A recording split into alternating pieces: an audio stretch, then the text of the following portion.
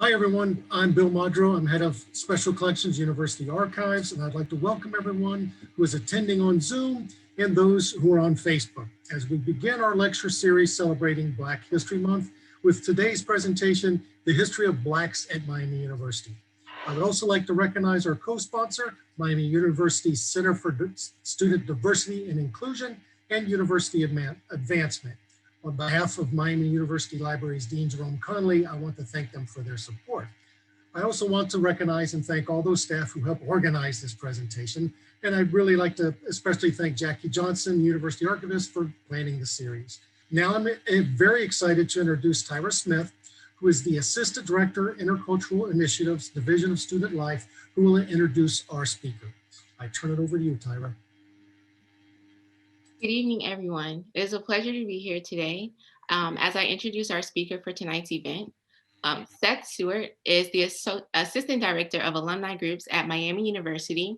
He was hired in this role in February of 2019 to serve as a liaison for underrepresented alumni groups.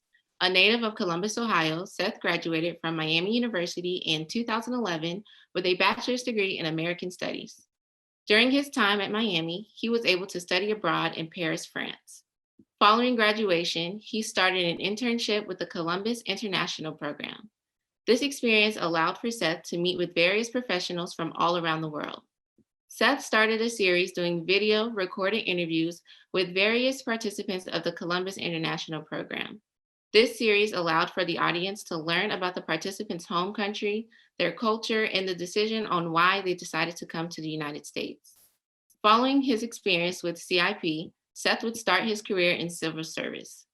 This included working as legislative aide in the Ohio House of Representatives. Following his experience in the House of Representatives, he started working for Miami University. This experience at his alma mater has allowed him to highlight accomplishments of alumni and students of color on social media. It has also provided the chance for Seth to connect students with alumni and to help alumni plan programs. Seth is a founding member of the Columbus Chess Academy, and the Columbus Chess Academy is an organization that puts on summer camps and chess tournaments for youth in Columbus, Ohio. Without further ado, please welcome Seth Seward. Hello, everyone. Thank you for joining. So I'll be doing a presentation on the history of Blacks, specifically at Miami University. So the earliest known history for Black folks in Miami is a Civil War veteran. He was recognized by Robert Stanton, where he mentions a colored Civil War veteran interested in applying to Miami. We don't know if he actually attended or not to Miami, but 1868 is the earliest information we can find of a Black person at least being interested in attending the university. Now here's an interesting story here. Peter Bruner is an escaped slave who ended up joining the Union Army, the Civil War, and then after that made his way to Oxford, Ohio. He is the first Black employee in Miami's history. He wrote an autobiography about his experience as a slave. And so he also worked at the Western Female Seminary, Oxford College for Women. And he was a builder, engineer, and janitor. My understanding that his hat, this top hat here is in the McGuffey Museum on campus, so folks can go see his hat that he wore when he worked on campus. So here is the first Black student to enroll and graduate from Miami. And this is Miss Nellie Craig. From my understanding, she was a granddaughter of a Civil War veteran who's living in Oxford. And what had happened is that the Miami had decided to open a school, Ohio State Normal School, which I guess would be a school of education. She was one of various women to attend. So she attends the following year after the school was established in 1903. She earns a 2-year degree, I guess equivalent to a teaching certificate, and she was known to student teach a mixed race classroom. What was interesting with that is that Oxford had segregated schools. And the lawsuit was filed in the Ohio Supreme Court for desegregation. And so she was the first Black teacher to teach in a mixed classroom as a result. In 2014, $25,000 was raised by the Black Alumni Advisory Committee, led by alumna Dr. Gwen White and Carolyn Craig, to name the room in the Armstrong Student Center in Nellie Craig's honor. Last year, 2020, marked the 115th class anniversary of Nellie Craig. And now the Board of Trustees, we learned, had named the Campus Avenue building after her in her honor. And so we're very proud of that history in school, and the school recognizing her. All right, so here's our first two Black individuals, two Miami's history students to earn bachelor's degrees.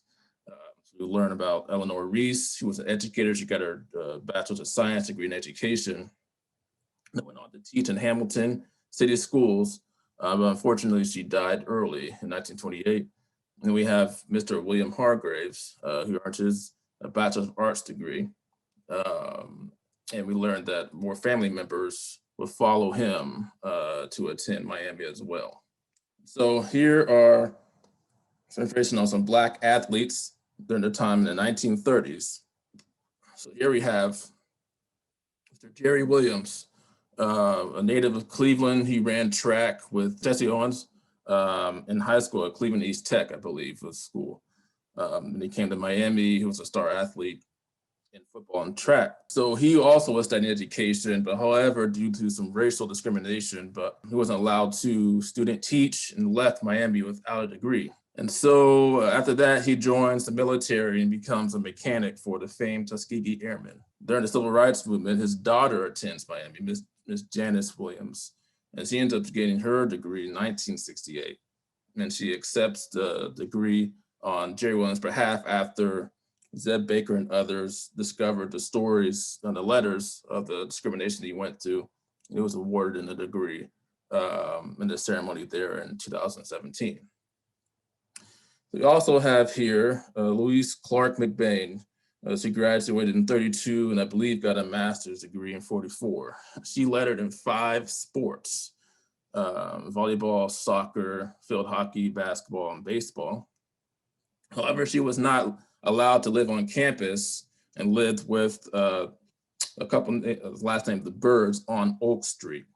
So this is evidence that we do know of Black folks not being able to live on campus up until the 1940s, except for the student athletes who I believe lived in the basement of Swing Hall. Louise Clark, she was also awarded the Bishop Medal by the university, I believe in the 1970s, for her service as an educator. So here is the earliest known Black student organization that was formed. They originally called themselves the Colored Student Club.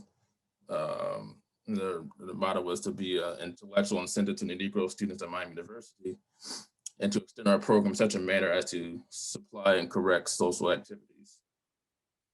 And so they renamed themselves the Kappa Delta organization. The Interracial Club becomes an important group for Miami's history. They were organized, officially became a group in 1946. The first leader to have was Franklin Shands, who was a fine arts major and a senior at the time. So they worked with the Oxford chapter NAACP to desegregate Oxford. So Oxford was pretty segregated from my understanding regarding movie theaters, barbershops, the municipal swimming pool. And so they worked and protested to make sure that those areas to be desegregated. And they also were very active in helping to get the first Black women, Black students to live on campus. I guess around that time, there must have been 10 to 20 African-American students at Miami at that time, according to alumnus Arthur Miller. So here are the Black women, the first Black women, the first Black students, not non-athletes, to live on campus that we know of. Mildred Boston, Howe, and Ari Parks become the first African-American women students officially assigned to live on campus. And this was after pressure from the Interracial Club, which comprised of Black students and white students, according to Mildred. And they end up being assigned to a room in the basement of Oxford College, right between the furnace room and the smoking room. Obviously, being upset by this situation, Mildred chose to stay on campus and live with an African-American family in Oxford, and subsequently lived in the Talawanda apartments her junior and senior years in South Hall, which is now Richard Hall. Miss Mary Parks, she was there, at least that we know of, for one academic year. She lived alone in the Oxford College, and she ends up making history herself. She left and went for Colorado, where she made history of becoming the first Black woman to become chief clerk of the Denver Election Commission, and a municipal building is named in her honor. So the interracial club NAACP also are active in helping to petition the university to allow Black students to student teach in the McGuffey School, which is operated by the School of Education. So there you see a letter signed by NAACP, which I believe was led by Simon Miller, the father of Arthur Miller, which ultimately pressure allowed for Arthur Miller to be the first Black student in 1947-48 to do student teaching there at the McGuffey School. And that school was segregated, didn't have any Black students, and didn't have plenty Black students until the 1960s when they finally desegregated. So here's Arthur Miller. Miller families had a tremendous history in Oxford and in Miami University itself. He is the first Black staff member to reach a managerial rank, working in food service. So he took over for his father and served as the president of the NAACP, the Oxford branch, for many years. He's also involved during Dr. Martin Luther King's visit to campus in 1959. His name is inscribed on the Freedom Summer Memorial on the western side of campus, where he assisted students by helping provide typewriters and gave money to students that were there at Freedom Summer in Oxford. He also served as Oxford City Council vice mayor, and he was also accredited for helping to be the founder of the credit union. So he was known for having a lot of historical knowledge, Black folks at Miami University and Black folks in Oxford in general. So as I said, other family members followed him to attend Miami. So here's one of the earliest known Black entertainers to perform at Miami. Nat King Cole, famous jazz artist. He arrives in the 1940s. Mildred Boston Howe, I mentioned earlier, mentioned she went to some of his performances.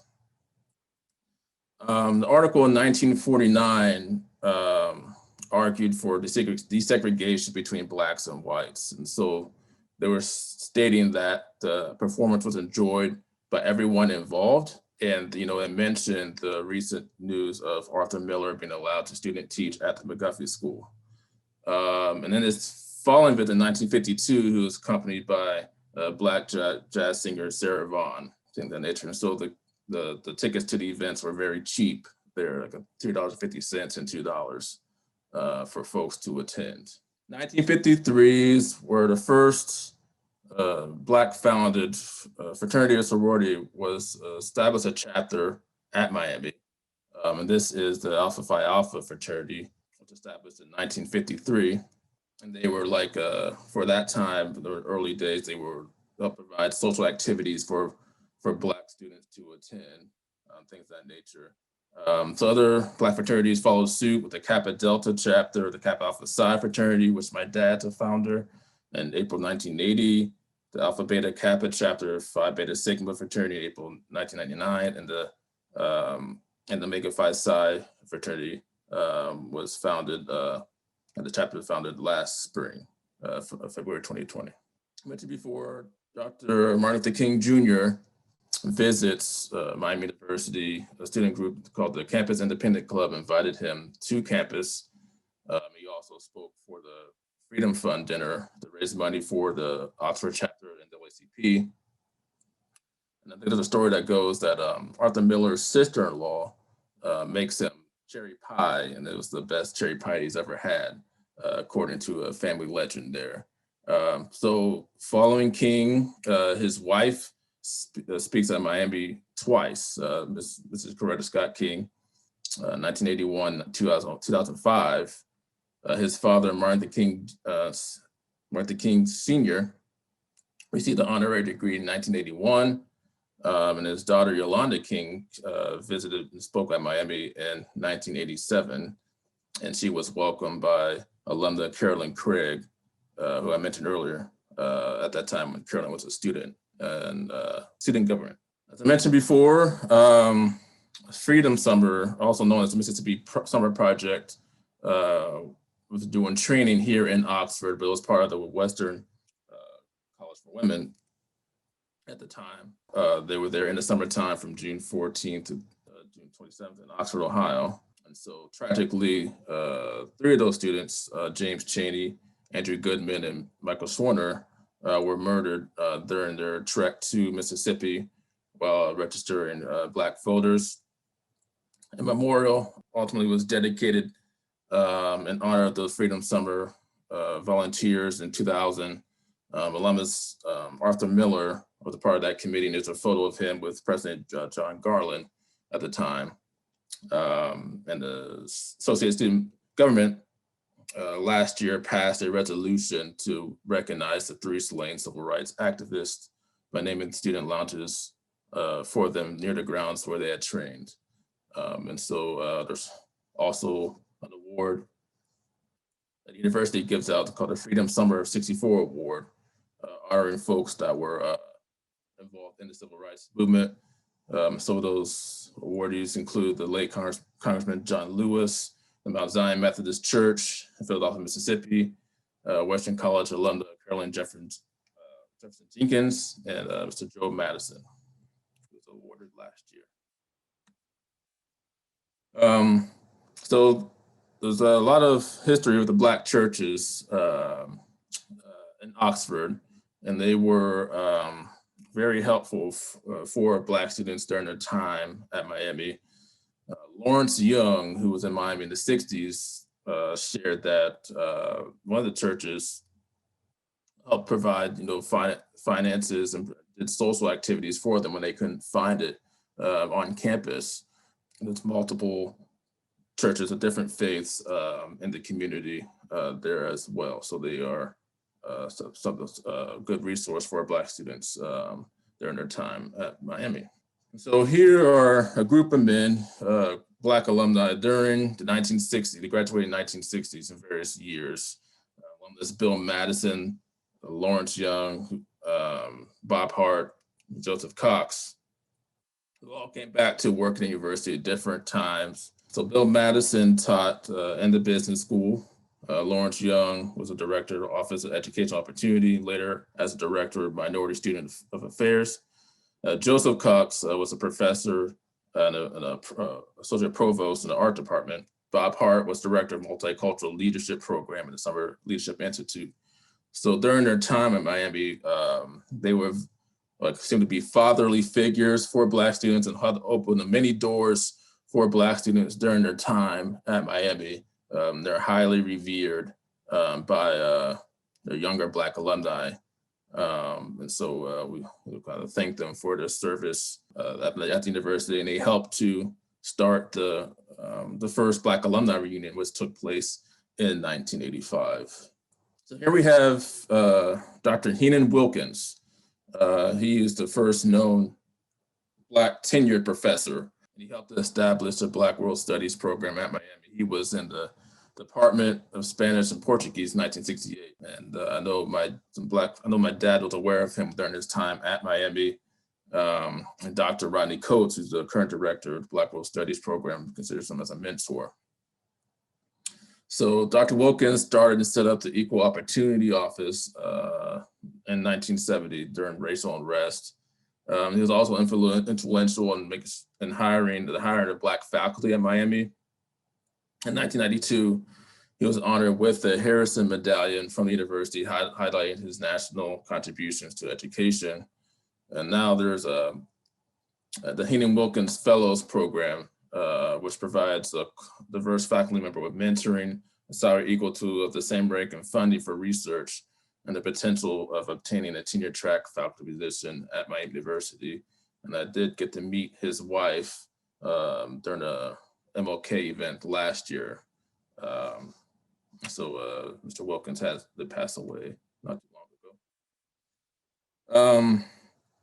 So the Black Student Action Association, so they pick up the baton from the Interracial Club, that club was probably around at least 5 or 6 years, doing a lot of activism to desegregate Oxford and the campus. And so the Black Student Action Association was formed in 1968, and they're currently the oldest non-Greek Black student organization currently still on campus. They recently celebrated 50 years in 2018. Paul Payne becomes their first president. And so they'll become the most visible African-American organization on campus, dealing with issues such as continued discrimination against African-American students, the need for a Black studies curriculum, and the recruitment of African-American students and faculty. And largely due to their efforts, Miami would formally observe Black History Month. The following year in 1969, ad hoc committee on human relations appointed in 1968 to assess the areas of social, academic, and political discrimination against African-American students, recommended the creation of the Office of Black Student Affairs. There, Kenneth McDowell is named the first head of the office.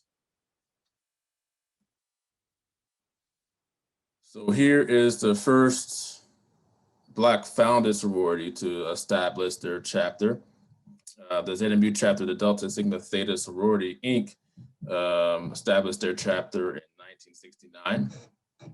And other Black sororities followed suit. The Lambda Mu chapter, Alpha Kappa Alpha Sorority, Inc., which my mother's a member of. Zyro chapter of the Zeta Phi Beta Sorority, Inc., was established in 2001. Here, excuse me, Dr. Miriam Musgraves. She is the first known Black woman tenured professor. Was Black alumni at that time, stated she had a very popular classes that folks took part in when she was teaching. But she taught Black author literature and was first to lead the Black World Studies program. Interesting enough, she was a grade school classmate of the famed my university president, Philip Shriver, I believe in the Cleveland area, if I'm not mistaken. And she taught alumni Rita Dove, who went on to win a Pulitzer Prize in poetry. Dr. Tammy Cornodle, when she spoke at the commencement a few years back, referenced her and gave her credit for being the first Black woman to be a tenured professor, and was thankful of her legacy that she left here at the university, Dr. Miriam Musgrave. Here we have Dr. Charles Churchwell. So he's the first known, first Black administrator. He also served as professor and was hired in 1969. So he helped to redesign and renovate the library system, which I believe he helped oversee King Library coming to being. He also served as provost in 1972. So you see there's a pattern here within 1968 and early 1970s, all these advancements for Black folks first that came about due to agitation from BSAA and others to get them here. So here we have Miami's first Black coach on Miami's football team. That is alumnus Tyrell Burton, class of 56. He was named the assistant coach by the then head coach, Bill Mallory, in 1969. He played halfback under. Here we have evidence of Miami's first Black homecoming queen. It's alumna Deborah Jackson, becomes homecoming queen in 1970. She's a class of 73 and is part of 4 generations of Black folks to attend in Miami. She was a member of the Zeta Mu chapter, Delta Sigma Theta sorority, and BSAA. She graduated with a degree in art education from Miami, and she was a native of Oxford at the time as well, before becoming a student at Miami. She went on to teach art education for 30 years in Columbus, Ohio. And her polymer art is revered nationally and is being sold in the Smithsonian Museum of African American History and Culture. The following year, we made known of Miami's first Black cheerleader, the sorority sister and good friend of Miss Debbie Jackson, Miss Belinda Church, becomes the first Black cheerleader at Miami University, and she was also a member of the Zeta Mu chapter of Delta Sigma. Speaking more of the activism of BSAA, they did a walkout protest in Upham. President Shriver at the time stopped by to talk with the students. They were looking to have somebody to teach Black history, and specifically a Black professor, historian to teach. So after that protest, they successfully get the university to hire someone, and that is Dr. Sherman Jackson, 1969, becomes the first Black faculty member to teach African American history. He is now a professor emeritus of history. He researched and taught American constitutional theory, law and presidential studies, Civil War, and Reconstruction.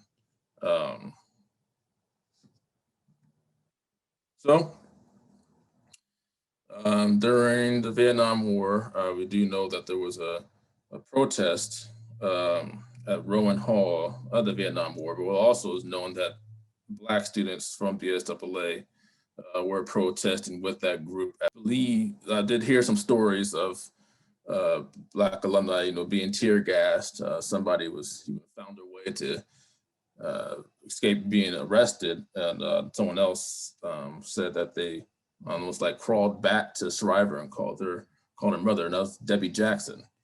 So they're still protesting various issues with the campus climate at Miami for the purpose of doing the protest there. Alumnus Larry Young, in the video recording where we was interviewed, part of the archives, video archives, said that he and Dr. Miriam Musgraves petitioned the university not to expel Black students who got caught up in the protest. Some of those students were on track to graduate later in the spring. And from my understanding, the National Guard was called in, the Ohio Guard was called in, and the campus was shut down for at least a couple of days. So that protest was a big deal. And Rowan Hall was the headquarters of the Miami's ROTC. Now the student center is there now, the new student center, parent student center. So 1970, the Association of Black Faculty and Staff is formed. The mathematics professor, Robert Smith, becomes the association's first president. And at that time, I believe they had 12 folks, faculty and staff. Here we have Colonel Hargraves, whose father I mentioned earlier, was the first Black graduate to receive his Bachelor of Arts in Miami. So Colonel Hargraves makes history as becoming the first African American officer hired at Miami's ROTC in 1971. He was one of the founders, also the Delta Epsilon chapter of Phi Alpha fraternity. And according to his father, according to him, there was like 9 other relatives that graduated from Miami as well.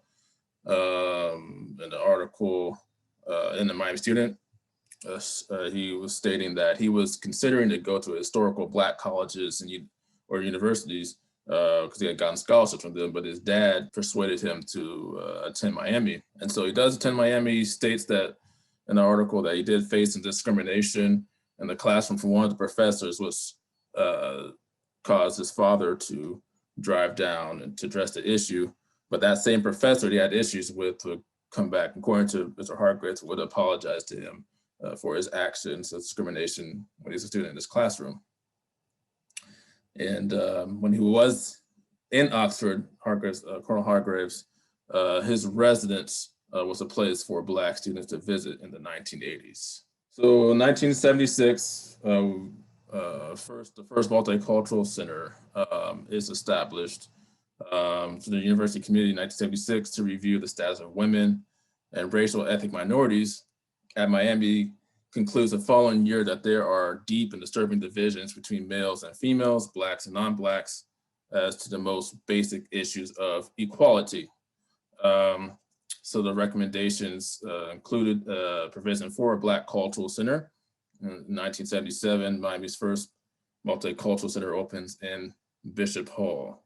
And there's a photo from like a 1990 Christmas party. One of the folks who led that, Ms. Roseberry McCullough, was very influential for Black alumni who graduated from around that time in that era.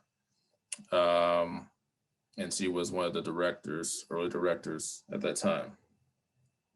So that the center assumes different names over time, and now it's known as the Center of Student Diversity and Inclusion in the Armstrong Student Center. Traditionally, Miami's had issue of enrollment of minority students, specifically Black students. And so some Black students decided to do something about it there. So the British Minority Recruitment Program is created, and the founders are my dad's fraternity brothers, alumnus Wayne Dancy and Doug Banks, who were there at Miami at the same time as him. So the program was conceived in a way to permit Black high school students to experience a weekend of college life at Miami.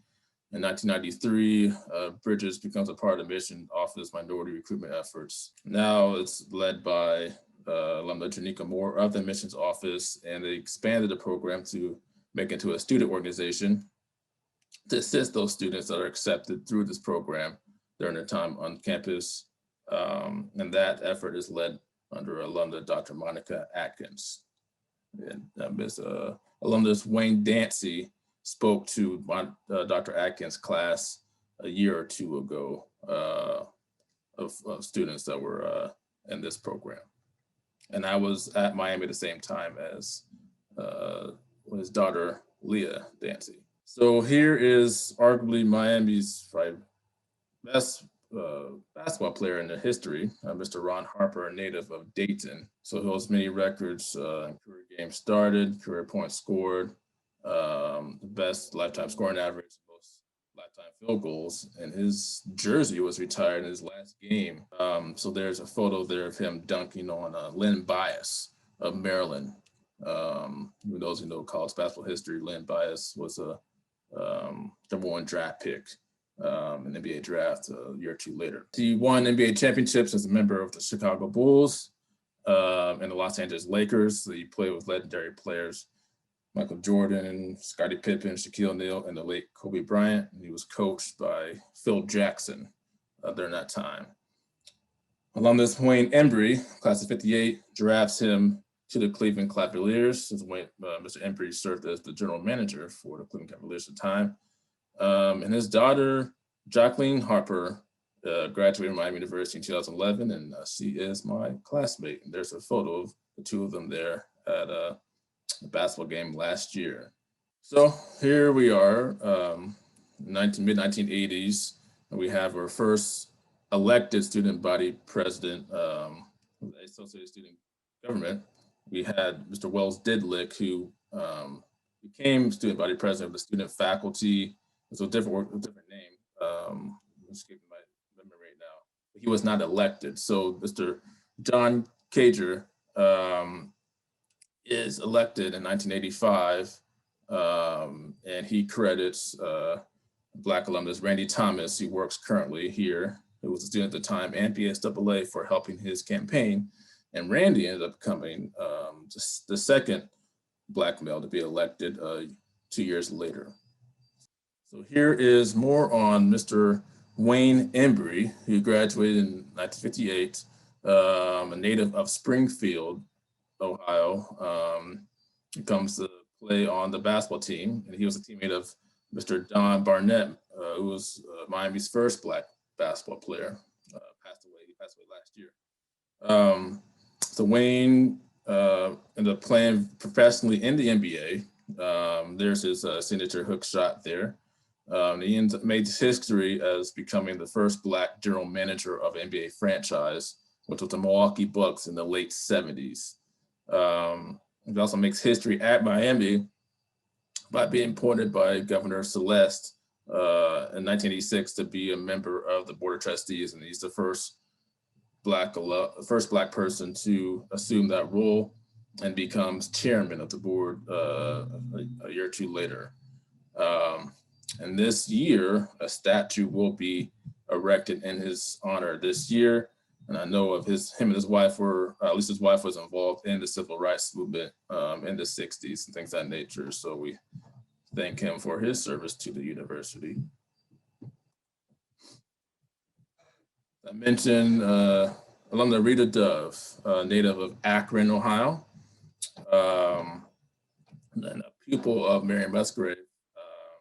She's awarded a Pulitzer Prize for Poetry in 1987, and she becomes the nation's youngest poet laureate in 1993.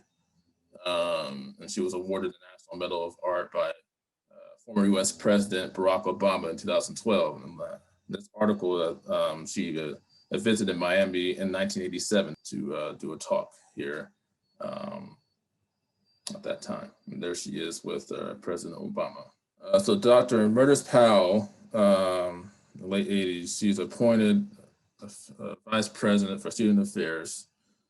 She originally came to Miami in 1981 as President Paul Pearson's executive assistant. Under her vice presidency, she helped to increase minority enrollment and financial aid opportunities increased significantly. She retired in 2002. She also helped to create the living learning communities and helped to build the student health center, student council center. Apologize for the typo there. And she is the stepmother of alumnus Vate Powell, who is the member of the Alumni Association's Board of Directors. So her efforts help to bring more students, minority students to campus, enroll more minority students from campus. And there have been publications in the 1990s which documented the very low amount of African American students enrolled at the university. So she helped spearhead that effort. And the goal of my 10% minority enrollment that she had was nearly matched with the 2001 incoming class at Miami University, Dr. Myrtis Powell. During that time, 1989, the Ku Klux Klan marched on campus.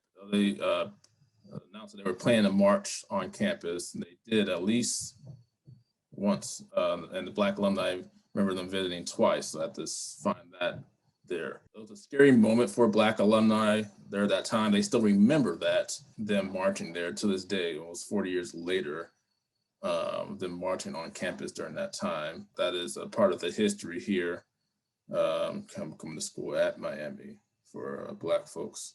In 1990, Joby Wright was named as Miami's head basketball coach, becoming the first African-American head coach in Miami's history. He led the team to 3 consecutive winning seasons and appearances in the NCAA and NIT tournaments before leaving Miami in 1990. So alumnus Charlie Coles, who was graduating in 1965, was a member of at least one of 3 Black players in the 1960s to play on the basketball team. He was first hired assistant coach in 1995 and then head coach in 1997. He leads the basketball team go to the Sweet 16 in the 1998 and 1999 seasons. And I kind of remember that, my dad cheering the team from the television. He was ultimately enshrined as Miami's all-time leader in victories. Enshrined in Hall of Fame as becoming the all-time leader in victories during his time as head coach. And also was enshrined in the Mid-American Conference Hall of Fame, where he had passed away for his time, but his granddaughter, Jazz Bennett, spoke on his behalf. So again, he comes from a large family of Black folks to attend Miami 4 generations. So the Knoxes, the Coles, the Jacksons, all have attended Miami for 4 generations of Black folks.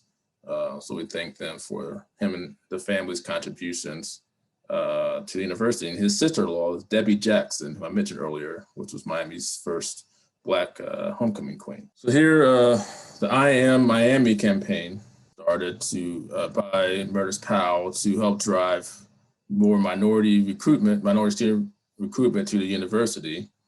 One of our Black alumni, Sante McKay, is an alumnus. Dr. Ron Crutcher, he becomes the first Black provost in Miami's history.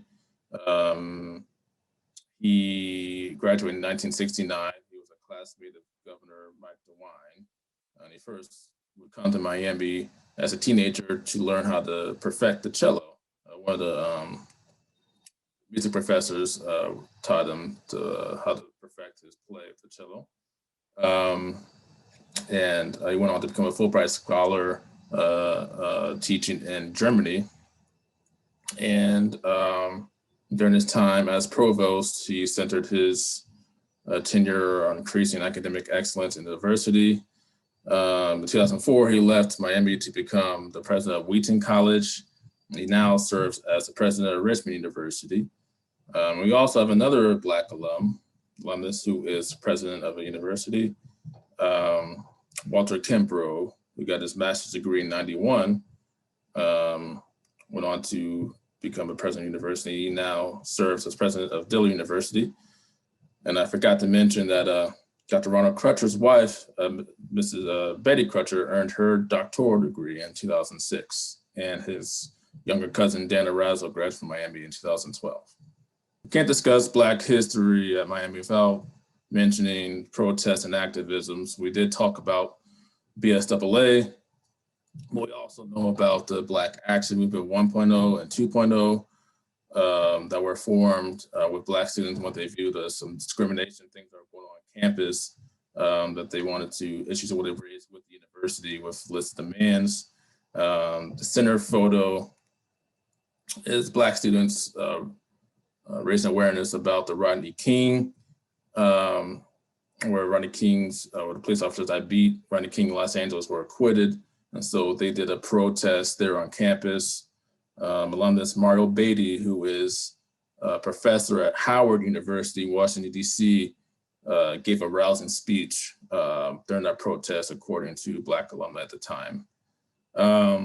Also, Black students in the late 80s were protesting apartheid government in South Africa, asking the university to divest from apartheid South Africa at the time. And so that continues.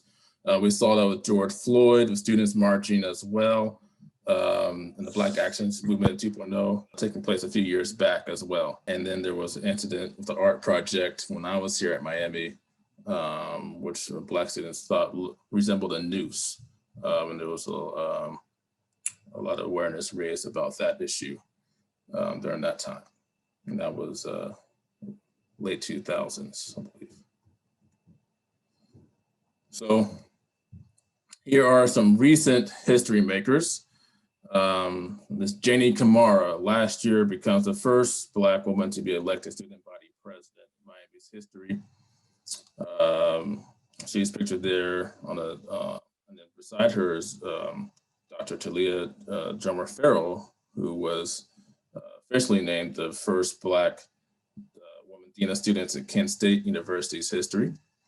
And below Janie is my mother's classmate, Stephanie Bird, who's recognized 2018 as the first Black woman CEO of American Red Cross, Greater Cincinnati and Dayton region. And to her right there is Miranda Scott, who was known to be the first Black student to do the student address at the spring commencement of the prestigious Farmer School of Business, and she graduated in 2019.